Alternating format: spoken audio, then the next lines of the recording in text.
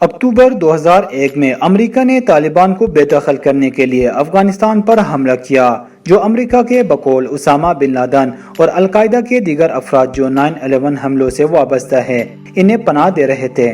افغانستان میں امریکی فوجیوں کی تعداد میں اضافہ اس وقت ہوا جب واشنگٹن نے طالبان کی شورش کا مقابلہ کرنے اور تعمیر نو کے لیے فنڈ کی خاطر اربوں ڈالر خرچ کیے۔ امریکی حکومت کے اعداد و شمار کے مطابق 2010 سے لے کر 2012 کے درمیان جب امریکہ کے 1 لاکھ سے زیادہ فوجی افغانستان میں موجود تھے تو اس جنگ پر آنے والی لاگت 1 کھرب ڈالر سالانہ تک بڑھ گئی تھی۔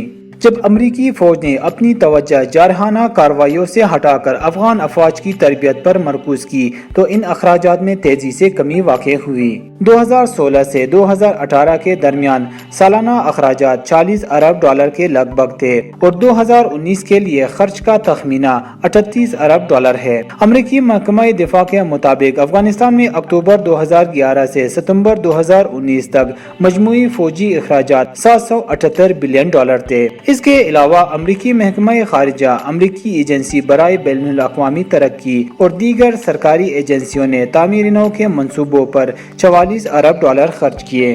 سرکاری اعداد و شمار کے مطابق 2001 میں جنگ کے آغاز سے اب تک آنے والی مجموعی لاگت 822 ارب ڈالر تک پہنچ چکی ہے، لیکن اس میں پاکستان میں آنے والے اخراجات شامل نہیں جسے امریکہ افغان سے متعلقہ کارروائیوں کے لیے اپنے فوجی اڈے کے طور پر استعمال کرتا رہا ہے۔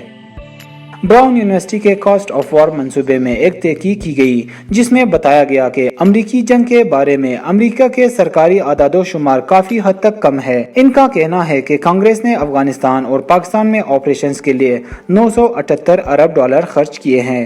کاسٹ آف دا وار منصوبے کے شریک ڈائریکٹر نیٹا کروفورڈ کا یہ بھی کہنا ہے کہ اس میں جنگ کے سابق فوجیوں کی دیکھ بھال، جنگ سے متعلقہ سرگرمیوں کے لیے دوسرے سرکاری محکموں پر خرچ کی جانے والی رقم اور قرض پر سود کی لاگت کے اخراجات شامل نہیں ہے۔ اس رقم کا زیادہ تر حصہ انسداد دہشت گردی کی کارروائیوں اور امریکی فوجیوں کی ضروریات جیسے کھانے، لباس، طبی دیکھ بھال، خصوصی تنخواہ اور مراعات پر خرچ کیا گیا ہے۔ سرکاری اعداد و شمار سے پتہ چلتا ہے کہ امریکہ نے افغانستان میں پچھلے 18 سالوں میں ہونے والی تعمیر نو کی کوششوں میں خرچ ہونے والی تمام رقم کا تقریباً 16% یعنی 143 ارب ڈالر ادا کیا ہے، اور اس میں سے نصف زیادہ یعنی 88 ارب ڈالر افغان نیشنل آرمی اور پولیس فورس سمیت افغان سیکیورٹی فورسز کی تیاری میں خرچ ہوا۔ باقی رقم بنیادی طور پر گورننس اور انفراسٹرکچر کی بہتری کے ساتھ ساتھ معاشی اور انسان دوست امداد اور منشیات کے خلاف اقدامات پر خرچ کی گئی۔ امریکہ نے انسداد منشیات کی کوششوں پر اوسطاً 15 لاکھ ڈالر یا 2002 سے گزشتہ سال ستمبر تک 9 ارب ڈالر خرچ کیے ہیں۔ پھر بھی اقوام متحدہ کے اعداد و شمار سے پتہ چلتا ہے کہ 2017 میں افیون کی کاشت کے لیے مختص رقبے میں ہونے والا اضافہ ریکارڈ بلند ترین سطح پر پہنچ گیا ہے۔ 2017 میں تعمیر نو کے نگراں ادارے کا کہنا تھا کہ گزشتہ 11 سالوں میں دھوکہ دہی اور غلط استعمال پر تقریباً 19 ارب ڈالر ضائع ہو چکے ہیں۔ نگراں ادارے کے مطابق شاید یہ تعداد کل ضائع ہونے والی رقم کا صرف ایک حصہ ہے۔ ان کا مزید کہنا ہے کہ امریکی پیسہ اکثر تنازعات کو بڑھاتا ہے، بدعنوانی کا باعث بنتا ہے اور باغیوں کے لیے حمایت کو تقویت دیتا ہے۔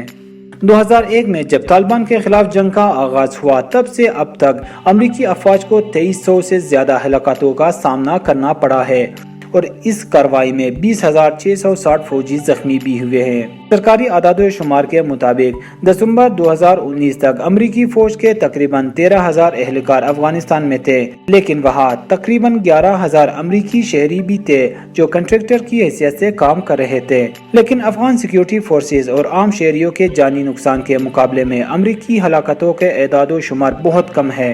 افغان صدر اشرف غنی نے پچھلے سال کہا تھا کہ 2014 میں ان کے صدر بننے کے بعد سے افغان سیکیورٹی فورسز کے 45,000 سے زیادہ ارکان ہلاک ہو چکے ہیں۔ صدر غنی کا ہلاکتوں کے اعداد و شمار ظاہر کرنے کا فیصلہ غیر معمولی تھا کیونکہ امریکی اور افغان حکومتیں عام طور پر افغان ہلاکتوں کی تعداد شائع نہیں کرتی تھیں۔ تاہم کچھ میڈیا رپورٹس میں کہا گیا ہے کہ حالیہ برسوں میں افغان سیکیورٹی فورسز کی ہلاکتیں بہت زیادہ ہوئی اور بعض اوقات ایک دن میں اوسطاً 30 سے 40 اموات ہوتی ہیں۔ افغانستان میں اقوام متحدہ کے امدادی مشن کے مطابق جب اس نے 2009 میں باقاعدگی سے شہری ہلاکتوں کا شمار رکھنا شروع کیا، تب سے 1 لاکھ سے زیادہ شہری ہلاک یا زخمی ہوئے ہیں۔